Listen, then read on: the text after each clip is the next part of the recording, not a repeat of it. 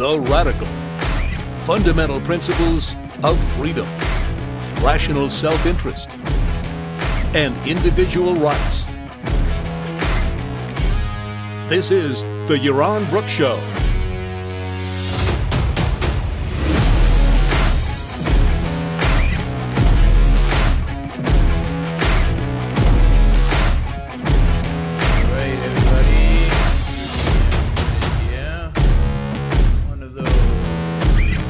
Technical problems that we sometimes have. Let's see if this will work. Come on. Oh, there we go. We're good. All right. Welcome, everybody, to the Yaron Brook Show on this Monday evening. I hope everybody out there, you're all staying safe, you're staying healthy, you're staying away from this coronavirus, and hopefully some of you actually going to work and getting some work done because, hey, so many of us are not. Somebody has to produce in order for us to be able to continue living. So hopefully there's some atlases out there going to work. All right, today we're going to do a update on the coronavirus, where we stand, what's going on.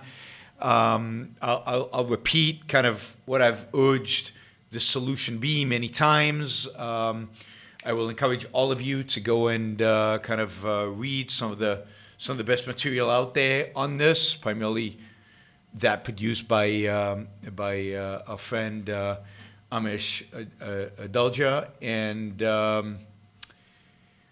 what else? So that is one. We're going to talk about that. Then I want to talk about the economy, about the consequences of coronavirus, what we can expect economically, what we expect market-wise, and I will also, in that context, answer some of the Super Chat questions from Saturday's show, where I was joined with Rob Tarr and Onkar Gate, and we talked economics of coronavirus, and a lot of you asked questions, and because of the format of the show, I couldn't get to them, so we're going to cover some of the economic questions that you asked then. And of course, feel free to ask Super Chat questions today. I'll be taking those, particularly if they're related to coronavirus or the economy or economics or investing. Happy to answer those. And then if there's time, then I thought I would say a few words about how to psychologically cope with being stuck at home, with this mandates from our various governments to not leave our homes. So how do you cope with that? How do you stay sane when you when you're stuck in the house? So we'll talk a little bit about that as well if we have time. If not, I'll do the next show about that. All right, so let's just quick update on coronavirus and a few comments that I think are worth making. And here, I want to relate, even maybe my own attitude in the past. I think some criticism might be raised against it. I think one of the things we really need to be careful of here is not to take this virus and the illness that is associated with it too lightly. There is no question that this is a deadly virus. It is deadly for many people. Most of those people are going to be either over 65, primarily over 70 and 80, and or in with pre-existing conditions with some bad health. But it is true, and I've seen evidence of this, that there are people who are young, relatively healthy, who are taking a real beating from this, landing up in hospital, ICUs, and real beating. Now, it is rare. It is unusual. It is not common.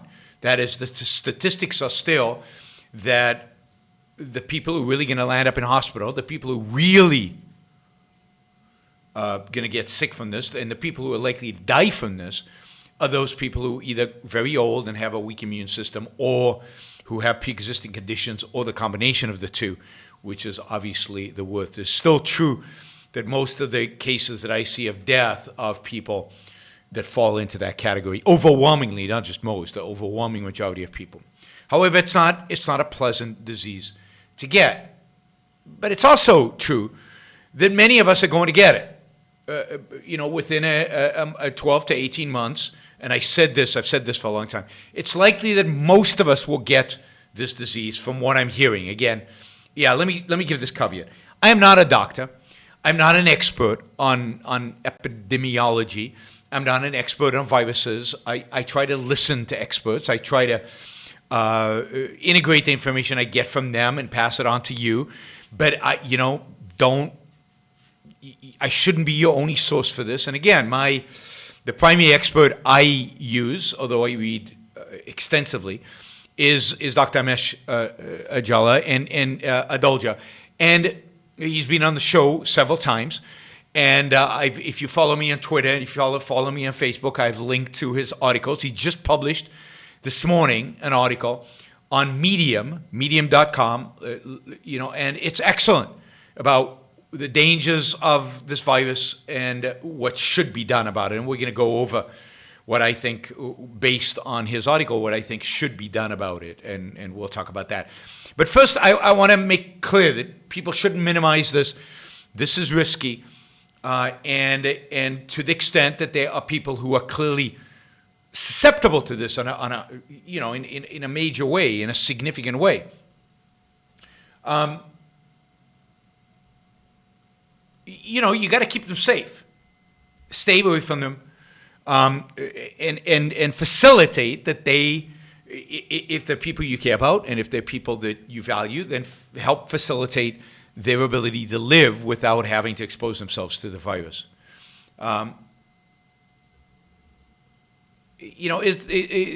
Jason asked this question: is this outrageous overreaction to the flu an indication that the West will accept fascism in the next decade? Now, while I think there's an overreaction, I think you do you helping spread misinformation when you call it a flu. This is not a flu. It's about 10 times more deadly than a flu, anywhere between 5 to 10 times more deadly. That is not a flu. And that is, it's probably 5 to 10 times more deadly than the worst of the flus, like 2 years ago when about 80,000 Americans died. It is likely that hundreds of thousands of Americans are going to die, potentially over 1 million. That again is what the science is telling us, as I understand it. Most of those people, overwhelming majority of those people, are going to be over the age of 70. Many of them over the age of 80. But that doesn't make it any less of a fact that a lot of people, hundreds of thousands of people, are likely to die. So it's not a flu. It's 5 times to 10 times worse than the flu. So I wouldn't belittle. I think you do yourself a disservice by belittling it and calling it a flu. Now, most of us, for most people, for most young people, for most healthy people, the symptoms might be flu-like. And you might not feel that bad, but some people are going to get hit hard. And again, older people, people with pre-existing conditions are going to get, this is going to be brutal for them. So again, let's not minimize it and trivialize it by calling it a flu. Is this an indication that the West will accept fascism? Yeah, I think so. I think the overreaction is such. I think the fact that nobody or very few voices are rising up against these stay-at-home mandates, lockdowns, and so on across the entire Western world, the fact that everybody is so complacent, that everybody's so willing to give up their livelihood, to give up their business, to give up their existence, to give up their lives to a large extent, I mean, their meaningful lives, in order to do what the government tells them, I think is scary. And I think that, and you combine that with Trump's presidency, which I've said for a long time is scary and has it within it kind of the seeds of this kind of authoritarian government. I think what you're seeing is more and more that the world in the West and in the United States is ready for an authoritarian government, whether it's whatever kind of flavor it ultimately takes. We're heading towards greater authoritarianism. You're already seeing it. The governors of various states are taking authoritarian measures in trying to control this. And again, nobody is speaking out. So let me emphasize, this is a real disease. This is something to be worried about. This is something in particular to be worried about if you have elderly loved ones, if you care about people, if you know people, if you're friends or if you're family members that are over a certain age or have a certain susceptibility or have smoked most of their lives, this is a real problem for them, and you need to be careful. Now, beyond that, I think that the measures that should be instituted are the measures I've been talking about for weeks now. One, testing. Now, the good news is there are all kinds of private companies coming out with tests right now, including tests that look to see if you've got antibodies in you. So tester will be able to tell us whether you already have been infected or not, which is incredibly valuable. So a test that tells if you're infected now, whether you've been infected. I say test repeatedly, and try to get as large of a number of people tested as possible. I mean, ideally, everybody gets tested. Then what do? The people who are identified as positive, you isolate them. And you try to identify people that they've been in contact with, and you try to isolate them. Now, it's true, it's a little late for that. But there's certain parts of the country in which this is still not full throttle, and you can still do the testing and isolating. Second, you've got to do what Amish Adalja calls cocooning. You got to take the elderly and cocoon them. In other words, isolate them. Create a cocoon around them. Separate them from the rest of us. Put them in a situation, in a context in which they don't have to rely on contact with other people. Keep them away from their children and their grandchildren. So isolate as much as you can the elderly and the sick. And again, testing will help. Because if you can test everybody and I know I have it and you isolate me, then I'm not going to interact with older people. So the more we test, the more information people have. I'm a huge believer in information. I don't believe that ignorance is bliss. The opposite. Knowledge is power. It's power in the hands of the individual. If you know whether you've got the virus, if you know whether you've had the virus. For example, if you've had the virus, you're probably immune to it. You can be out there working. You can be out there interacting with people. You have nothing to fear, and other people have nothing to fear from you. Knowledge is power. Testing provides knowledge. That's one. Second, cocoon. Separate. Isolate the vulnerable. Right. Third, invest heavily in medical equipment in hospitals where they are necessary. Bring in the military, bring in the National Guard, set up field hospitals, bring in the hospital ships, which I saw 2 of them are on their way, one to Los Angeles, I think one to New York. Increase our capacity to deal with the thousands of people who are going to now go, tens of thousands, maybe hundreds of thousands over the next 12 to 18 months, that are going to go to hospitals. So test, cocoon, increase medical capacity by any means possible. And that includes reducing regulations. And by the way, reducing regulations is good also for the testing. Right? And then on top of that, now I lost a train of thought. So we've got testing, cocooning, facilitating market. And President Trump this week is enforced or put into play this emergency act where he's called the act of emergency, where he can now force private companies. Why even though he's not, to his credit, he's not actually enforcing it, he's not actually using it to go out there and force private companies. Why even institute it? Because now what he's doing is it's a club. Private companies better do this, otherwise I'm going to force them.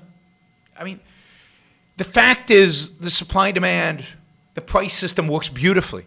The fact is that many companies, not because of threats from Washington, but because of good old profit motive, and beyond that, just the motive to want to have a decent economy and want to reduce the risks associated with the world right now, many companies are ramping up production of tests, vaccines, treatments, masks, everything, every piece of equipment needed for hospitals. That is being done by private enterprise. And indeed, if you go to the grocery stores in a few days, you're not going to be missing stuff. The market system works beautifully if we let it work. So, test, Cocoon, and, invest in hospitals. 4,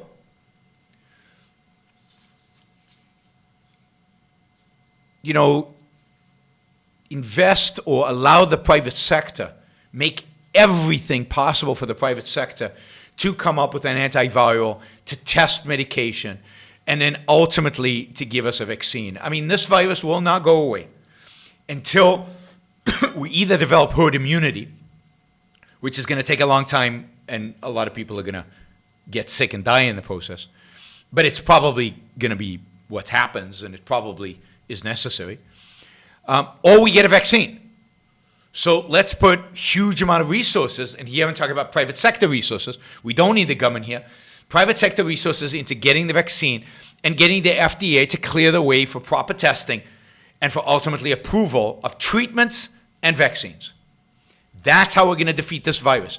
And if we let the medical profession, if we let biotech, if we let the entrepreneurs, if we let the private sector, if we unleash the private sector on this thing, we will beat it. Indeed, if we had been a capitalist economy coming into this, I think we would be in such better shape today, because the private sector would have taken care of many of the problems that we face, and with a decent leadership that just pointed us in the right direction and framed the problem properly and allowed for mass testing, this would be a serious issue, an issue we had to confront with, but one that would pass quickly and have very little economic and cultural implications. Unfortunately, we have failed leadership, and we don't have capitalism. We have a mixed economy.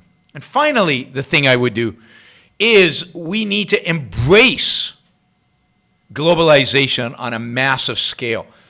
If you look at some of the masks that are being ordered now, the masks have to be made with cotton from the United States, which is slowing down the process of making the masks.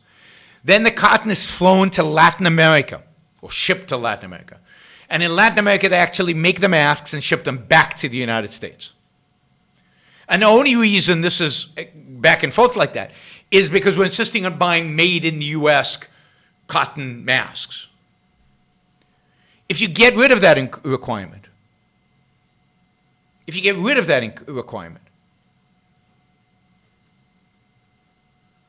then all you have is companies buying masks from Latin America. What we should be doing right now is reducing tariffs to zero, encouraging the supply chain to work, buying the best products at the cheapest price, no matter where they are made. Using, a vaccine might be developed in Europe, it might be developed in Germany, it might even be developed in China. Who cares? What we want is a vaccine. And what we want is the ability to bring it into the United States quickly and efficiently once it exists. The same with treatment. Many of the malaria pills are not made in the U.S., shouldn't be made in the U.S. We don't have enough production in the U.S. There's now, they're experimenting right now to see if these malaria pills actually help the virus. Well, these malaria pills are coming from a company, a big source of them is an Israeli company called Teva. And Teva manufactures these pills, who knows, all over the world. And if it turns out that this is really helpful to this disease, we will want millions of these pills in the United States. Well, we're not going to produce them in the United States. And we never will. So what we need is to double up on globalization, not walk away from it. What we need is to double up on capitalism, not walk away from it. So we need to test, isolate the vulnerable, cocoon them.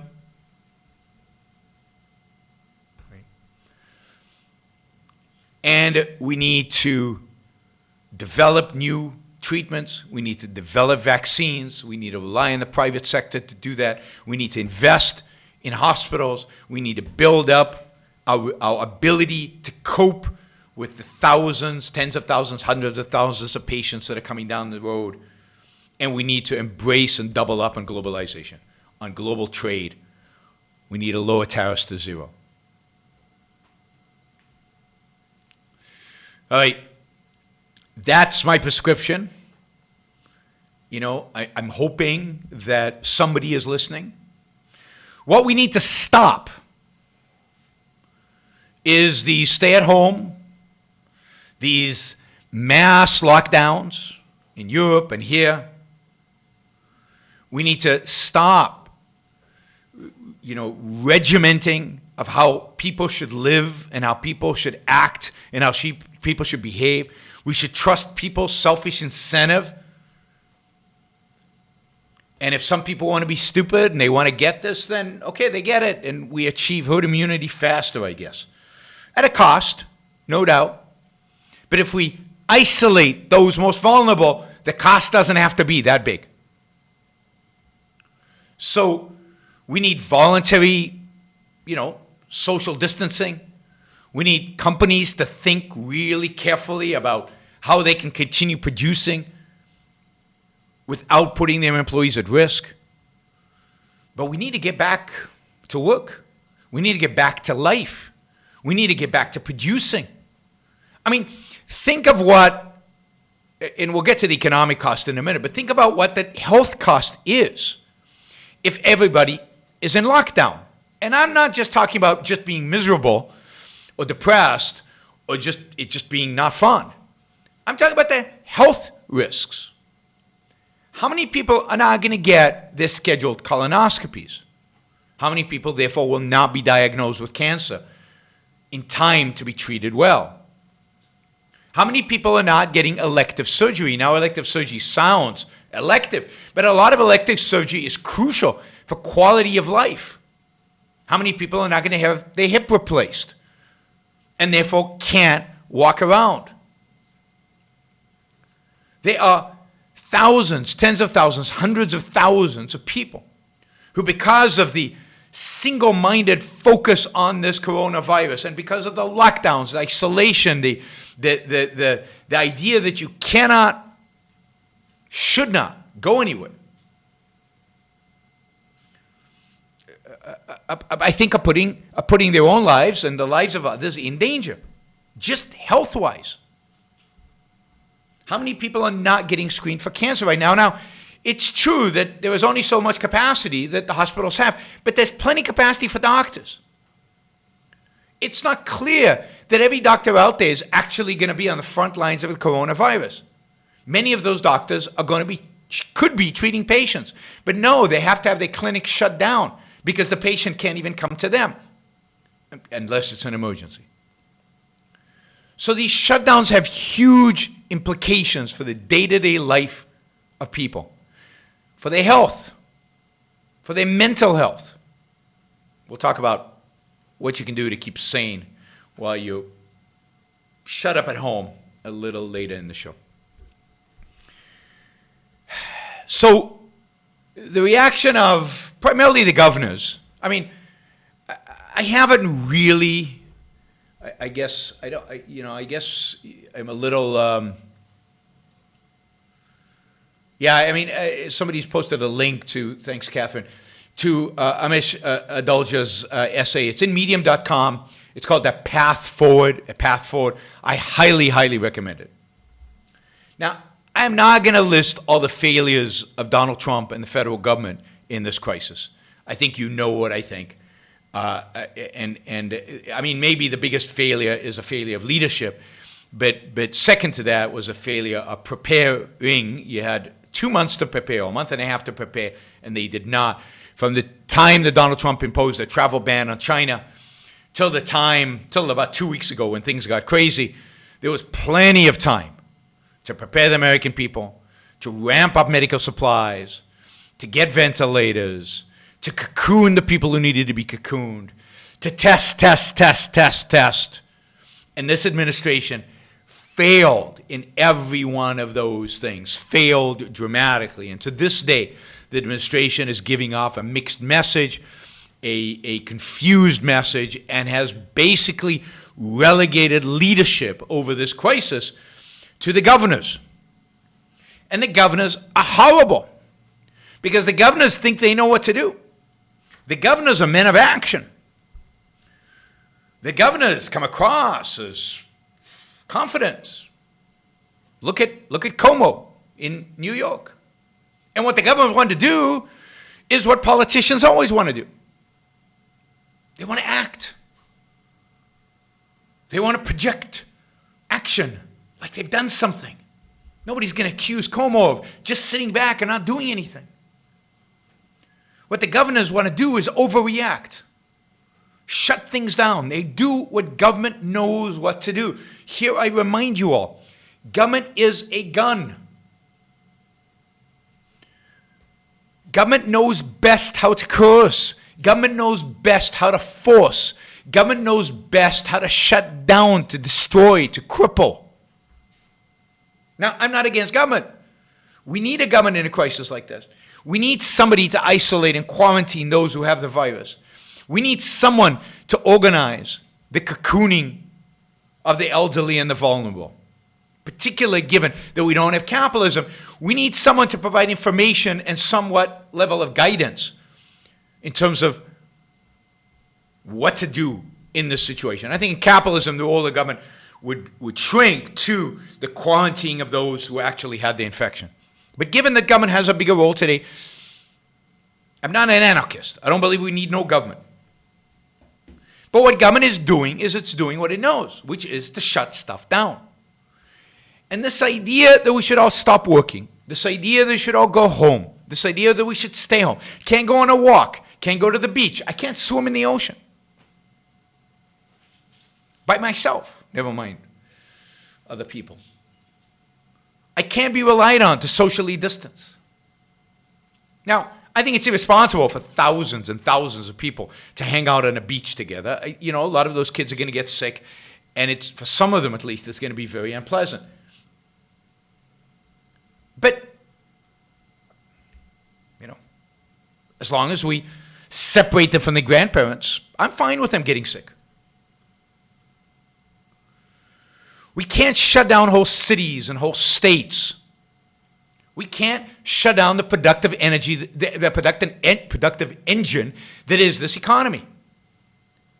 If you do, people will die. Products will not get made. Quality and standard of living will decline. Quality of life will decline. There is a huge cost to shutting down the economy. And that cost is not only going to be felt in the weeks and months to come, it's going to be felt in the years to come. You can't start it up in an instant. Once it's shut down, it's hard to restart it. And here, I encourage you to watch the video of the discussion I had with Ankar Gate asking the questions and Rob Tarr, myself, answering the questions on the economic consequences of this. There was it's on my channel. It went up on Saturday. It was a Ayn Rand Institute webinar on the economic consequences of coronavirus. The economic consequences are horrific. And of course, all of this government intervention is an opportunity for the state to grow its power over our economy, over our lives. Power they will not take back. They will take back some of it, because we'll demand to take it back. But they'll never take back all of it. Every crisis is an opportunity for government, opportunity for the authoritarians to just grow their power more and more and more. Every war is an opportunity to grow their power. Every emergency like this, opportunity to grow their power. So the economy is going to have a very hard time recovering for this, and I do think that in this case, the so-called cure, shutting down whole cities, is more dangerous, more damaging than the disease itself. And in this case, the disease itself is spreading, even though we're being shut down. It's a little late, as we're going to see in New York City, as its ICUs get filled up, in the hospital beds get filled up in the next few days, in spite of the lockdown. Okay, let's take some questions. I'll start with the questions related to Corona, then I'll go to other investment, economic related questions, and then we'll see where we go from there. So I'll start with the questions from Saturday that I didn't get to then, or some. I'll do a mixture. But don't flood me now with questions, because then I'm not going to be able to get them all. Okay, let's do this. Can enough of the economy switch to online to ameliorate the loss of jobs? I mean, to some extent, some of the economy could be switched to online, but not a huge amount of it. There is certain jobs you can do from home. I mean, I'm working from home. I mean, my investment job I can do from home. This I can do from home. Thank you, by the way, for supporting my ability to do this. These podcasts and these YouTube shows. So certain professions can be done from home. Certain businesses can be done from home. A lot of finance can be done from home, but a lot of stuff cannot. A lot of stuff requires people meeting face to face. A lot of stuff requires being in the field. A lot of stuff requires being out in a factory and actually making stuff. The whole service economy, or big chunks of the service economy, require you to be somewhere physically. The restaurant business. How does the restaurant business recover? Hundreds of thousands, I don't know how many people, maybe millions of people work in restaurants. They can't do it online. Now, you can do some takeout. Today I went out and got some takeout, told the restaurant owner, I'll keep buying takeout because I don't want you to go out of business. I'll keep coming. But he can't employ a lot of people that way. So all the people who were employed in the restaurant through takeout, you can't get those jobs. So no, you can do some. And of course, if you've watched the stock of Zoom go up, Zoom is the video conferencing platform. I mean, a lot of companies are shifting online. And I think one of the things that will come out of this crisis is there will be a great appreciation of online education, online meetings, online work.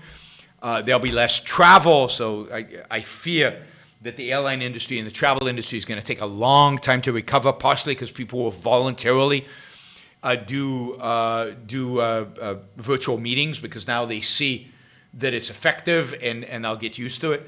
So this is going to cause some real long-term changes in how we behave, right? So, but I don't think you can ameliorate the entire problem with it. Okay, that's general investment. I'll get to that. That's general investment. I'll get to that. Okay, do you think the Fed's actions today, this was over the weekend, or Friday, cause a huge artificial rebound once the hysteria dies down and people get back to work? I mean, there's going to be a rebound, partially because people actually get back to work. And part of that is going to be artificial because the Fed has pumped a lot of kind of liquidity into the market. But look, part of it is real. The Fed has no choice but to do what it's doing. Now, again, I don't believe there should be a Fed. I believe that there shouldn't be a Fed, that banking should be private, that money production should be privately done. But that is not the case.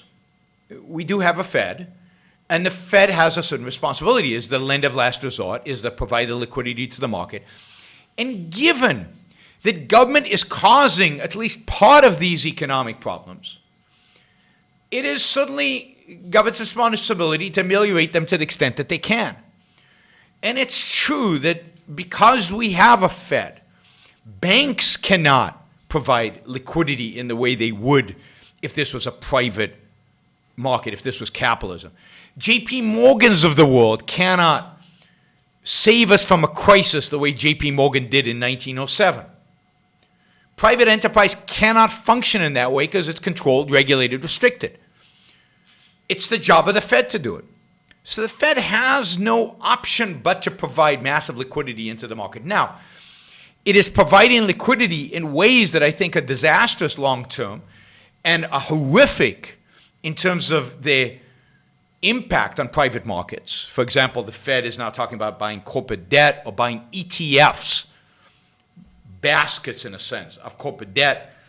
The Fed is now, they're talking about the Fed buying municipal bonds. All of that are bailouts for particular industries, for particular sectors. That is a real disaster. Just providing liquidity, making sure there's enough money to cover our obligations and corporate obligations and bank obligations is the least harmful thing they could do.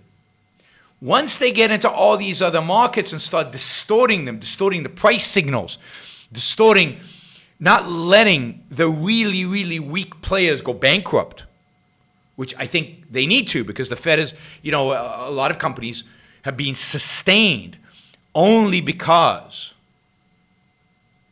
of the low interest rates the Fed has instituted over the last so many years, right?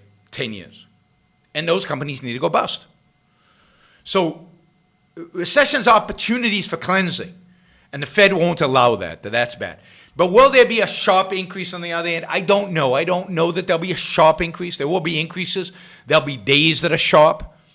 Generally, the market will recover. How much it will recover, over how long, it'll take a while. This is not going to be a quick recovery to the levels of February.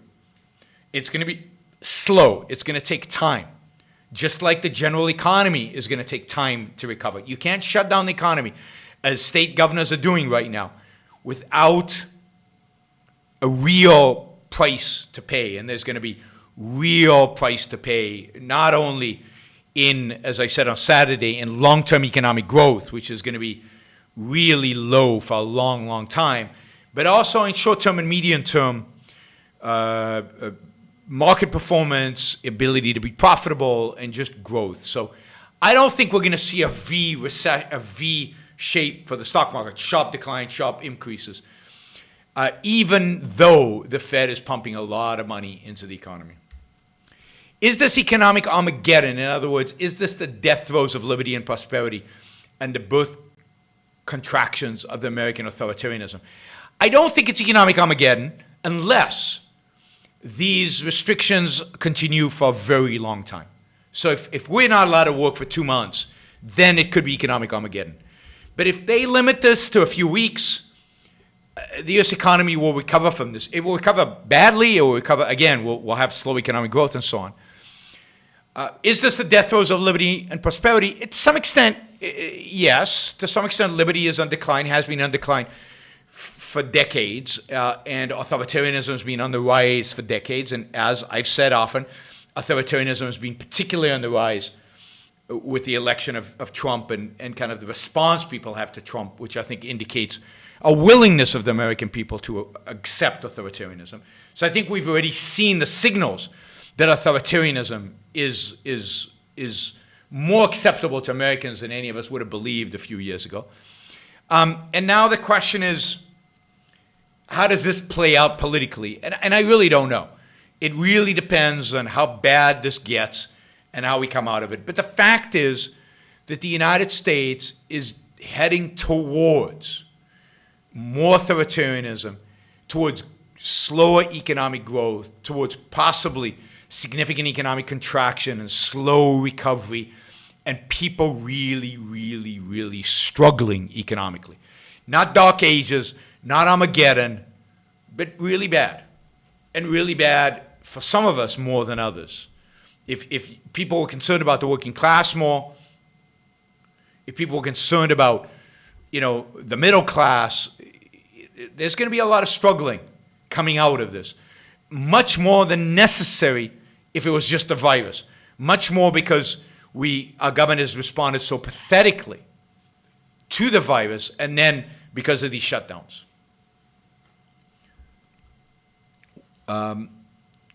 What asset classes other than gold act as a store of value in a deflationary environment that we are in now? Well, cash does.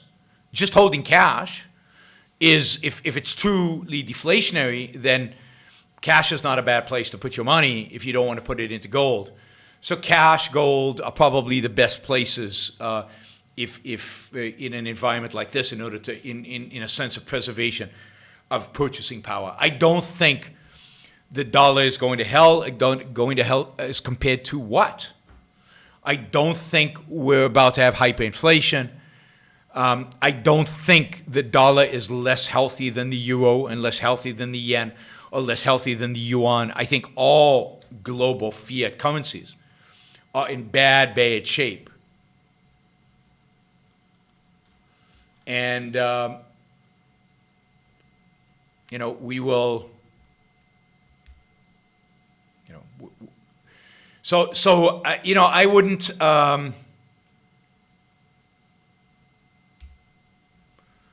I wouldn't worry about holding cash. With the latest example being Chinese flu, how bad is the damage that Trump and his nitwit advisor, Navarro, are doing to our relationship with China? I mean, not just our relationship with China, I think to our relationship to the world and to our trading relationship with the world. I think Trump and Peter Navarro and the rest of the trade and economic team are doing untold damage to the U.S. economy and to the ability to recover. I mean, whether we like it or not, our recovery is going to depend to a large extent on China. China right now is ramping up production just as we are shutting down production. We, in the next months, are going to be more dependent on China than we've ever been for many of our basic needs, because they are actually going to continue producing while we are shutting everything down. We can't produce anything because the government won't let us. And long term, I think if not for Trump, there were real opportunities to get China to reduce tariffs, to get China to liberalize their economy, to get China to open up to their finance markets and other markets. And I think Trump has basically stiffened the back of the Chinese. The nationalism in China is dramatically increased because of Trump, because they have an enemy. And he has walked right into that trap. Right? So, I mean, one of these days we'll have to do a show on the real damage that Trump has done to this country, and it's unspeakable, the level of damage. And the fact that 50% of Americans think right now that Trump is doing a good job dealing with the coronavirus just shows you, because, whether you like Trump or don't like Trump, his response to this has been pathetic, inconsistent, confusing, completely, nuts, in my view. And failure, particularly on the side of testing and early response. And the fact that 50% of Americans thinks, yeah, cool, he did a good job. Well, you also have to remember 75% of Americans think that the governors are doing a good job. So Americans are ready, in a sense, for kind of an authoritarian approach to this virus and to this whole thing, which is what the governors are doing, and they're getting great marks for this. Should we be stockpiling firearms? Is there likely to be civil unrest and looting? I think it depends on where you live. I don't think you need to stockpile firearms, because I don't believe in I don't believe that's going to be necessary, but having a weapon of self-defense is probably useful if you live in areas where there's likely to be looting and civil unrest. I don't think it's going to be nationwide. And again, it depends how bad things get. It's very difficult at this point. I don't expect it, but it depends how bad things get. I think with the government pouring, $2 to $3 trillion through a stimulus package, and I'm not for stimulus packages, but just, that'll quieten people down because it'll hand them a check and it'll reduce everything, some of the intensity down. This is part of what government does, is it dulls our minds, it dulls our passions, it dulls the crisis, but it doesn't solve the crisis, it just dulls the pain. It's like, I've got cancer, but they're giving me an aspirin. But I don't expect unrest and looting, given what the Fed is doing, given what the government is doing, given where and what the population is that is really going to suffer hard from this. It's not going to be young people. It's going to be the elderly. I don't think that we're going to see looting. That's not what's going to lead to civil unrest. Thoughts on the necessity of a social safety net here? Well, I've never been against a safety net. I just think a safety net should be private. It should be voluntary. I don't believe in government safety nets. Now, granted, when government has so much control in the economy, when government is creating a crisis that doesn't need to exist, when government arbitrarily is shutting down an economy, when government controls the means of production, or at least regulates the means of production to the extent that it does, then you could argue that government should provide some safety net for the people whose lives the government is destroying. So I think there's a lot to be said for that. Again, if we had capitalism, Brett, I think, writes, capitalism inoculates against the crisis we created. Absolutely. If we had capitalism, this crisis would be far smaller, far less significant, far less important. And you wouldn't need a safety net, or you would need a small one, which again, voluntary charity and contributions would suffice. It is a mixed economy. It is our statism that has created this crisis. The magnitude of the crisis. The coronavirus would have happened anyway, but with a proper response, this shouldn't have been as life-altering as this actually is. Again, look at South Korea, which is not capitalist, but at least responded to the crisis in a rational way, and it's night and day as compared to what's going on in the United States. They got on top of it early. No travel bans, by the way. They just got on top of it early with testing and isolation. And if we had gotten on it early with testing and isolation, we'd be way ahead of the curve, and we'd be past this, maybe not past it by now, but it'd be far further along, and we'd have far more confidence in our ability to deal with this, and we wouldn't be shutting down the economy. So, no, I don't believe that a government-mandated, a coercive safety net is ever justified. But you could see why you would think it was justified when the government creates crises. It seems like the government should have something to compensate us for it. But of course, the government can't compensate us. Whose money is it? It's not theirs. They're stealing it from us, to give it to other people. But that's the world in which we live. So no, I'm against a coercive safety net. I'm against welfare. I'm against redistribution of wealth, all redistribution of wealth. I don't think you can end welfare tomorrow. You have to phase it out. And you can see why, because so many people today are dependent on it. You have to phase it out. But at some point, you have to get rid of the welfare state. All right, we got a ton of questions, so you might want to slow down on asking right now. This kind of market crash is clearly unprecedented. Is this the sign of a deep unrest in the American economy and political systems? No. Well, political system, I think this part of this market crash has to do with political uncertainty, and that political uncertainty has to do with the fact that this has to do with the fact that we have a unbelievably incompetent president with an unbelievably incompetent administration. And that is adding to the uncertainty and to the fear factor that the market is experiencing. But beyond that, we have a virus that we don't know its outcome. And then we have governors, we have politicians at various levels of government who are imposing these draconian so-called solutions that are completely upending economic life in America, and nobody actually knows what the consequences are going to be. So part of the reason for this market crash, and by the way, a 30% drop in the S&P is not unprecedented. The S&P dropped a lot more in 2008 and a lot more in the Great Depression. But the speed of it and the character of it is unprecedented. And a lot of it is we don't know what happens when you send everybody home and nobody is out there working. We just don't know. So there is massive uncertainty about what is going on. And markets hate uncertainty. And there is this possibility of, the market, the economy just collapses. The GDP just goes down by 30%, some people are predicting. Unemployment rises to 30%. And nothing the government then does. It's very difficult then for the government to start the economy again. It's not easy to start it up again. For example, coming out of the Great Depression, it took us 16 years to get out of the Great Depression, from 1929 to 1945. 16 years to get out of the Great Depression. Do we have a guarantee that that is not what's going to happen here?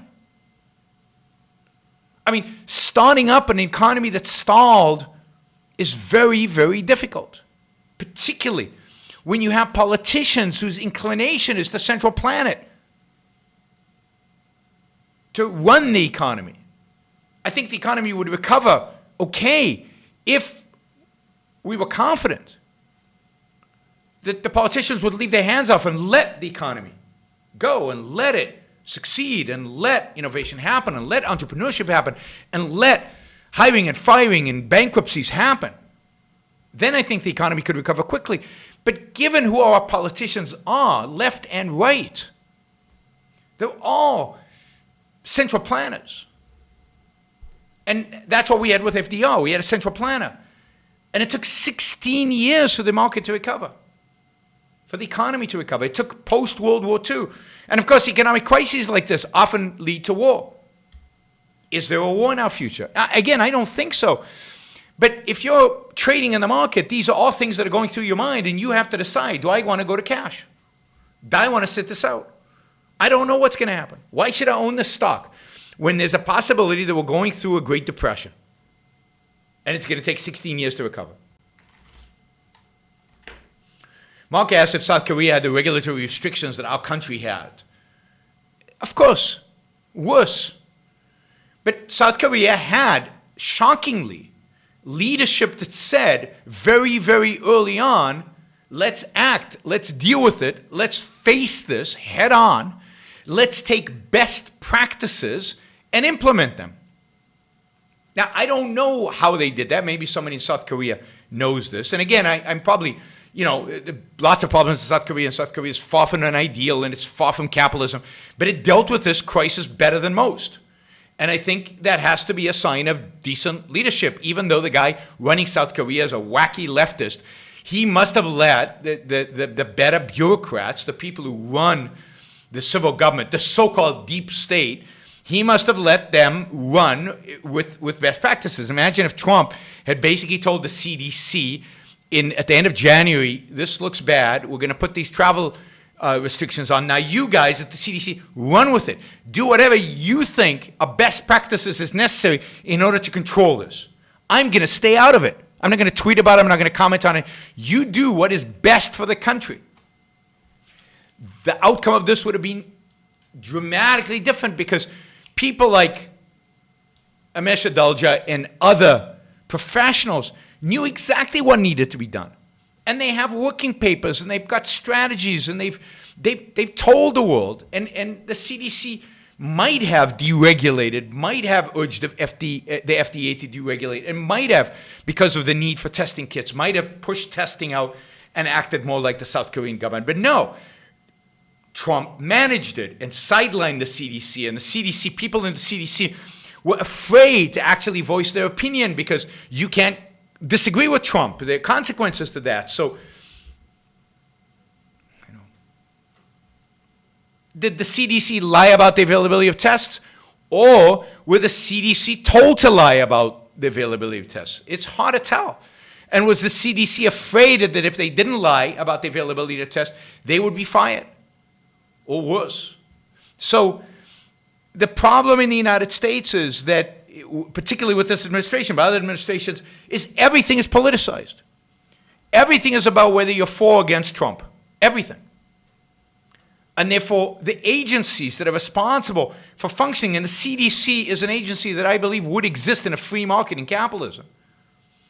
The agencies that are responsible for responding to these kind of things have been politicized. And they either for Trump if they support his policies, or they're part of the deep states that's undercutting Trump's presidency and wants to see him go, and therefore anti-American and anti-Trump. And that's how we think about them, in tribal ways. Instead of thinking about the CDC, these are experts. These are people who know what to do in times of crisis. Let them loose. Now, and I think that's what South Korea did. I think they let loose their pros. They let loose their professionals. They let loose the people who actually trained on SARS, trained on N1H1, trained on previous pandemics, and knew exactly what needed to be done, and then went out and did it. And what the South Koreans didn't do, I think, I don't know that much about it, is they didn't politicize it. They didn't politicize it. In America, everything now is political. Everything. Do you think there's a silver lining to a pandemic crisis in the sense that we will focus on future pandemics instead of hysterics of climate alarmism? No, I don't think there's any kind of silver lining. I think we'll focus on both. I think as soon as this is over, people will say, see how bad it was, see how awful this was, hundreds of thousands of people dead. Imagine what's going to happen with climate change. It's even worse. And then we'll have two things to worry about. We'll have to worry about future pandemics and climate change, and we'll have given the government a boatload more power to deal with both, and a sanction to deal with both, because the American people will reward all these politicians for how beautifully they managed this crisis. No matter how many people die, politicians will come ahead because they acted, they did something. Will online education be viewed as something essential for all future schooling because of this virus, or will the lesson here be forgotten? No, I think online education is here to stay. I think a lot of schools will take it and run with it. I think there's a real potential for real disruption in the educational space, which I would think would be fantastic. If one good thing came out of this, it would be that if we disrupted the conventional educational establishment and embraced online education. I think that would be fantastic. So maybe we're looking at disruption of online education. We will see. Will the Fed's QE infinity cause hyperinflation? I don't think so. I think because of the economic contraction, I think because of the destruction right now of wealth, of production capacity, of productivity, of creating stuff, I think that QE, to the extent that it goes towards, it depends, if it goes towards sustaining businesses, keeping them running, the money goes to keeping whatever productive capacity they have functioning. I don't think it'll lead to hyperinflation, just like it didn't after 2008. After 2008. Now, we'll see. I also think that because I think the Fed is quite sensitive to hyperinflation, and we know how to deal with hyperinflation. So you could get, if you do get inflation, you could get then a sharp increase in interest rates, which would cause a second kind of recession or another, or further a depression that we might be going into. But I think we're much more likely to be going into a prolonged slow growth, prolonged deflationary But not deflation of just prices going down because prices go down because of increased productivity. I think prices going down because people don't have the confidence to take out loans, money is not circulating, and there's just a contraction in economic activity and potentially a depression, depending on how long they're willing to shut down the economy for. On the other hand, I think that all the stimulus will give us a short-term burst, which we will pay for dearly long-term.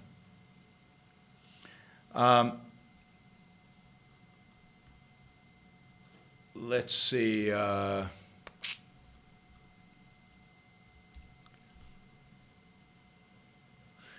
Okay, possible fines of $20,000 and up in Australia for violation of isolation if you're not isolating yourself for 2 weeks after a trip overseas or interstate, no matter what. Also, non-essential business forcibly closed starts. Yeah, I mean, I've already talked about this. I think that's all wrong.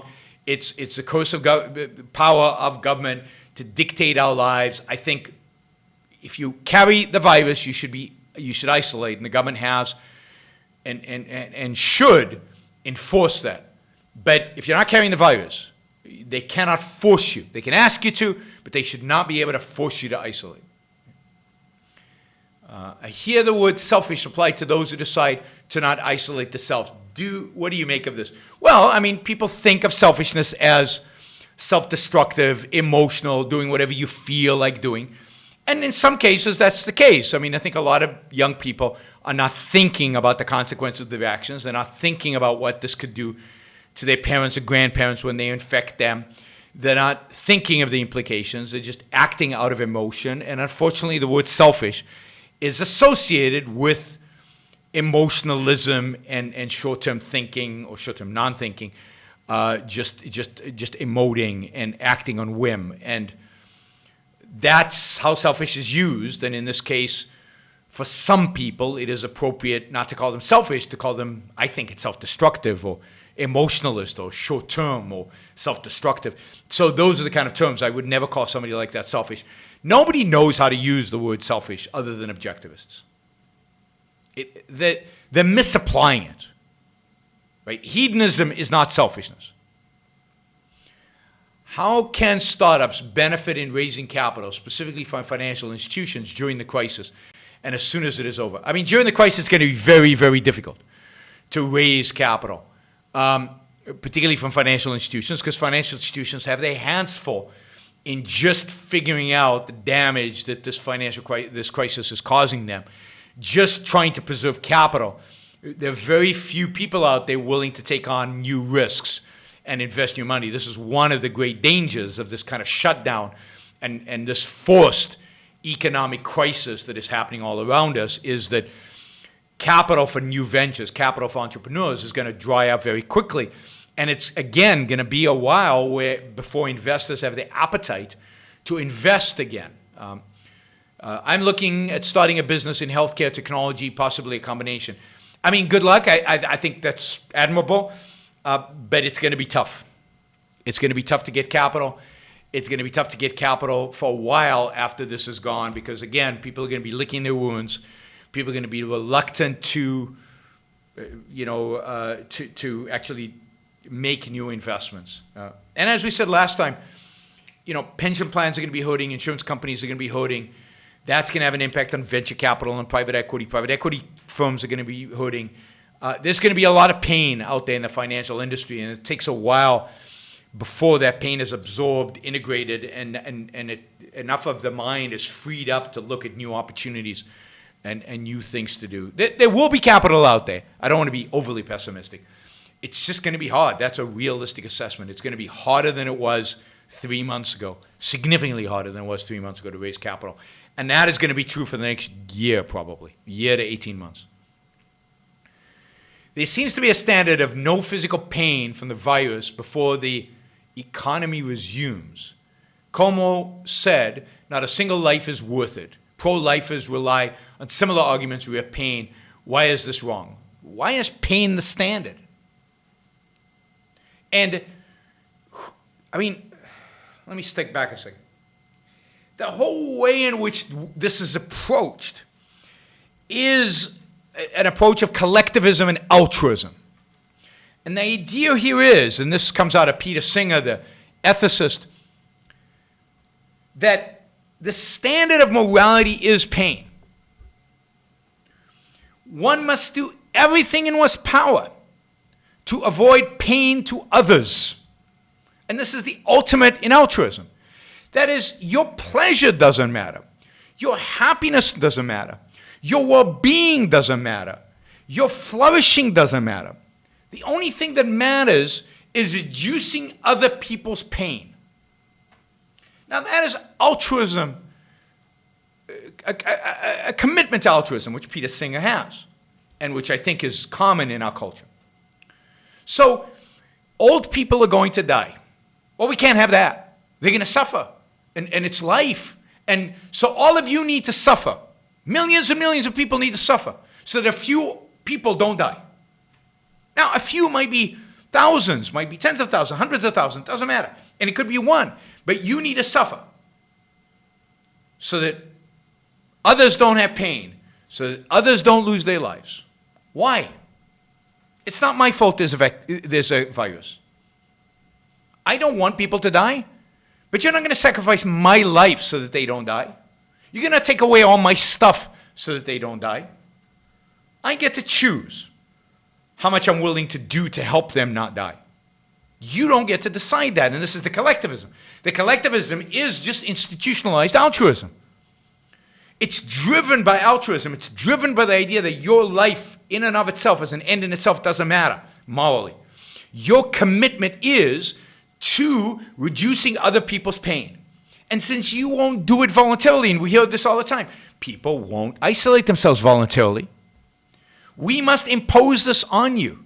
We, the state, must do this because we know what's good for the common good or what's good for the people or good for you. You should be altruistic. You should do this voluntarily, but you won't. Because you're not good. People are not good. Original sin, whatever. So we will impose you in the name of the common good, in the name of eliminating pain, in the name of value of life. The value of life. They are preaching us about the value of life. I know the value of life. But the value of life comes from the value of my life. And the value of my life doesn't get cheapened, doesn't get cheaper because somebody else is suffering. I mean, I'm sorry other people are suffering. But the fact is people are going to die from this virus. The question is, how much pain are you going to inflict on all of us who are not going to die in the virus in the meantime? And our intellectuals and our politicians and our consultants and our advisors don't care about your suffering and my suffering. They're willing to cause as much suffering as is necessary to save one life, as Como says. That's the morality of altruism, and nobody challenges it because it's the morality of altruism. It's the morality everybody accepts. Can you do an open Q&A show tomorrow? I mean, this is almost an open Q&A show, but yes, I can do an open Q&A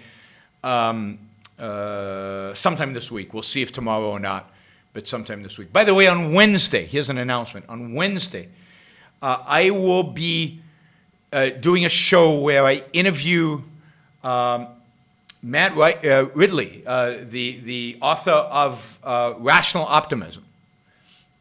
So I'm really excited about that. He's got a new book out. We're going to be talking about his new book, Innovation, about innovation. We're going to be talking about innovation. I'm sure we're going to be talking about the virus in the context of innovation, in health innovation. But Matt Ridley, is the name eluding me? Ridley is a major public intellectual and somebody I admire. He's not an objectivist. We're not going to agree on some stuff, but he believes in progress. He believes in technology. He believes in innovation. He believes, for the most part, in freedom, and he believes in progress and human success and human life and human flourishing. That's great. So tune in on Wednesday for the show. Let me see. What time is it? Wednesday? I will let you know in a second. I think I'm going to do it live. I might tape it and then put it up, but it'll definitely go up on Wednesday. And if I do it live, it'll be at 5 p.m. Eastern Time. 5 p.m. Eastern Time if I do it live. All right. That's Matt Ridley on his book Innovation. Matt Ridley, who wrote The Rational Optimist, and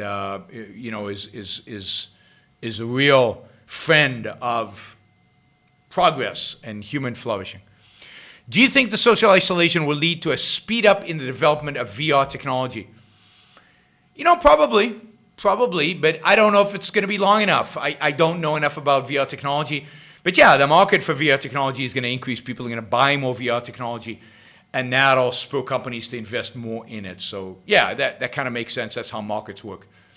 Thoughts on the senators who sold stock? Shoot them.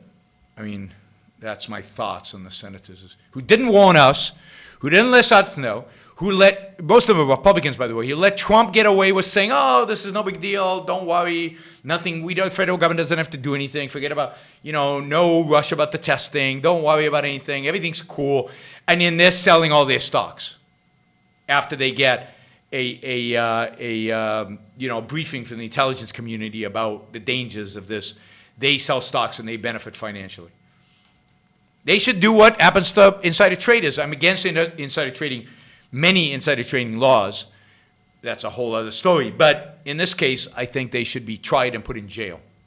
Certainly voted out of office. I don't care if they're Republicans or Democrats.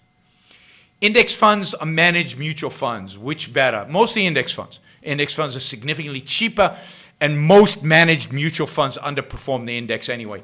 And your ability to tell which managed mutual fund is going to beat the index is close to zero. So you might as well just buy the index and forget about it. So I'm a big, big fan of index funds unless you have a unique skill set that allows you to tell which managers are going to beat the index and which are not. Very few people have that skill set.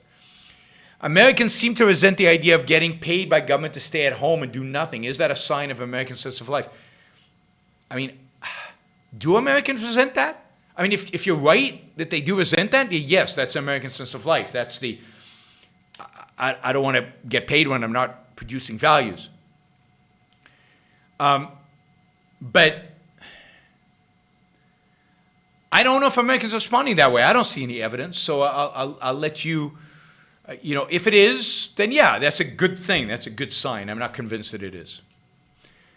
Okay, Self-Made Story of Madame C.J. Walker is on Netflix. He wants me to review it. Okay, I'm putting it aside to look at another time. A list of things people have asked me to review. Okay, there are a couple of questions about how stock markets work and stuff. I think I'm going to postpone dealing with that. Also, I will tell you this, that if you're interested in that, then, actually, I'm going to answer these two questions, but if you're interested in it, I've got a whole course on this online for free on YouTube. It's my course on moral defense of financial markets. I go into what stock markets do, how they work, how they function. You can get it. There's a playlist called Courses on my channel, and you can find a course on finance in there, and you can watch it, and that'll answer a lot of the questions you have on how stock markets work and how other markets work. Okay, let's do this. What specific type of investment metrics do you think are most important in evaluating a company? Cash flow, NAV, debt metrics, any books to recommend? I don't have offhand books to recommend, but I mean, the best metric is your estimate of the future, expected, if you will, net cash flow to the company.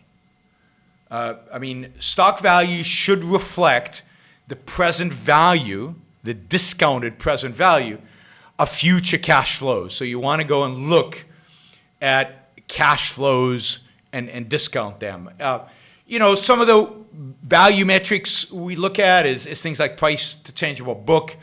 So we look at how the market is valuing a particular stock relative to its book value. But that's getting way too complicated. I mean, I would look at how to do value investing, and I'll try to pull out some of my old books for recommendations. I'll try to do that in a future show. How does the stock market work with, well, I'm not going to go into all of that, but with all the selling of stocks, should that not mean that there are also lots of buyers? Yes. But why does it go down? Well, it goes down because I'm not. So let's say you own a stock A, and you want to sell it. And the stock right now, the value of the stock is $20. And let's say I'm willing to buy it, but I'm only willing to buy it at 15. So you say, hey, out there, I'm willing to sell the stock. I'd like to sell it at 20. And I go out and say, I'm not willing to buy it at 20. I'll buy it at 15. And now it's a question of how desperate are you to sell. Are you willing to sell it to me at 15? Or are you going to just sit there without selling the stock at 20? Because nobody will buy it at 20. So maybe somebody else steps in and buys it at 19. And then somebody else wants to sell it, but nobody will buy it now at 19 because the one guy who wanted to buy it at 19 is gone. So now maybe somebody steps in and buys it at 18. And maybe ultimately it gets to my price, which is 15, and I buy it at 15. So for every seller, there was a buyer, but at a price. And to the extent that transactions are happening, they're happening because there's some agreement on price. You're willing to sell it. So if a stock is at 100 and it goes down to 50, it's because nobody was willing to buy it at 90, 80, 70, 60. The only buyers were at 50. And the fact is the person selling it was willing to sell it at 50. That's when you get a crash. It's when the buyers are willing to sell it at the price the sellers are willing to buy it at, which is significantly lower than what the previous price was. That's how stock prices. So the fact that there's a buyer for every seller doesn't say at what price. It's the price that matters, that I'm willing to buy the stock at. Thank you for all your hard work and research on this topic. Thank you. Thank you for recognizing that. I appreciate it, and thank you for the financial support. What do you think of the company Intellectual Ventures and them being criticized as patent trolls? Is it possible to have an actual patent marketplace? Yes, I do. I'm actually not against patent trolls. I think patent trolls often do the market a service by putting an appropriate value on the patent itself and defending the patent. And but again, a whole topic for another time. But patent trolls often create value in the marketplace, and I think they get a bad rap, as most financial innovators do. Just a thanks. The show is great. Thank you. I really appreciate that. Really appreciate the support. Is there such a thing as a non-totalitarian dictatorship? Is the regulatory state a non-totalitarian dictatorship? Does it come down to choice between capitalism and varying degrees of non-totalitarian dictatorship? Well, yes, I think there is such a thing as a non-totalitarian dictatorship. I think to some extent China used to be, until maybe the last couple of years, a non-totalitarian dictatorship. And I'm not sure I would categorize China even today as totalitarian. It's authoritarian. Totalitarian means it has its tentacles in every aspect of life. There is no private decision-making, particularly not in the economic world. So you can have an authoritarian dictatorship, or you could have what looks like a democracy, but is actually authoritarian. And that's what I think we have with the regulatory state. I think the regulatory state is an authoritarian democracy. We vote for who will be authoritarian upon us, who will rule us, So there are all mixed economies are authoritarian to some extent. So you have varying degrees of authoritarianism, even under free elections. Various degrees of a mixed economy. All right, Jennifer, I think, has a really good question. Is there any psychological benefit to in-person socializing? What I want to do, if you'll forgive me, Jennifer, is I want to postpone that to a future show. I want to do a show, one of the next shows, on how to handle this isolation, how to handle the getting away. And I think this issue of psychological benefit, psychological harm, is going to be important. So I'm going to keep that as one of the questions, one of the issues I will address when I address this issue of how to deal with being self-isolated. Would you ever debate Stefan Kinsella on IP law? I know, Stephen, probably not, because this is not my field. But I'd love to see Adam Ossoff debate him, and I think Adam Ossoff is the best objectivist on IP law, and I would love to see Adam. And I think Adam has agreed to do it. I'm not sure why it hasn't happened. I think primarily because Stephen doesn't want to do it. But I think Adam debating Stephen would be good. I just think Stephen would get caught up in technicalities. I don't have my arguments for intellectual property fine-tuned. It's not an issue that I debate a lot, like I do capitalism, socialism, and other inequality issues like that. I'm sure I could train for it. I could get myself ready for a debate like that, and I wouldn't worry about it because he's wrong and I'm right, so it doesn't trouble me. But I'd rather Adam do it because for him it's right like that. He would have the examples. He would have it all at his fingertips immediately. So Adam Ossoff is the guy to debate him, and I'm absolutely pro-IP. All right. I think that is it. An hour and 20 minutes. That's about right for a show, a little long. I will be on potentially tomorrow, certainly on Wednesday with Matt Ridley, and then later in the week as well. So we'll just have to see how things are going. I have to say that this period I'm working a lot, working all day, and then doing these shows. These markets are not making it easy for me right now. But we will survive and we will thrive at the end of it, and everything will be good. So I'm not particularly worried, but it is exhausting. So we'll see how many shows I can actually pull off. I will try to do as many as I can because I know you guys are in isolation, and this is part of your entertainment and education, hopefully. And I enjoy it, and I'm pretty much stuck at home as well. No restaurants for me. So I will see you all. Probably tomorrow, if not on Wednesday. Have a great time and do a 3-hour podcast. Why would I do a 3-hour podcast? There are like 5 people who actually want me to do a 3-hour podcast, and it's probably the 5 people who don't actually contribute a huge amount to the show. People actually tell me my shows are way too long and I need to do a much shorter podcast. And if I had co-hosts, and I didn't have anything else to do in life, I could do a podcast for 3 or 5 hours, but I have a life. So, ain't happening. All right. Thanks, everybody. I will see you later this week. Enjoy the rest of your week. Let's hope the market starts recovering here soon. Or even if it doesn't, that I, start making good doodles of money. One way or the other. We will flourish. We will survive this crisis. And we will survive it in great shape. And as somebody says on the chat right now, altruism is what we need to fight. And we keep on fighting that altruism.